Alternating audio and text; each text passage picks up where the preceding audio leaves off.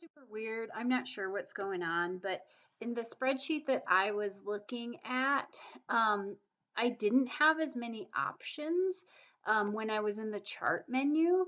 And so I was having a really hard time modifying the axes. What I had to do was come up here and type axis, and then this option did come up, axis titles.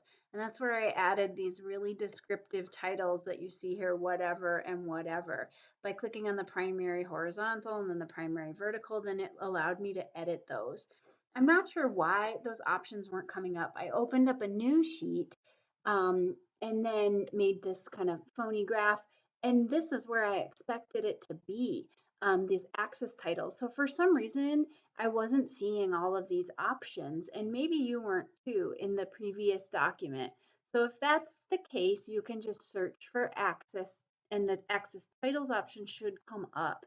Um, or maybe you just didn't notice them, but they're here in this version. They weren't here in this version for some reason. I don't know if they're just hidden, but hopefully you can find it either through the search bar or because it's right here in the chart tab where it says it should be. I'm not sure what's going on, but hopefully you can figure this out.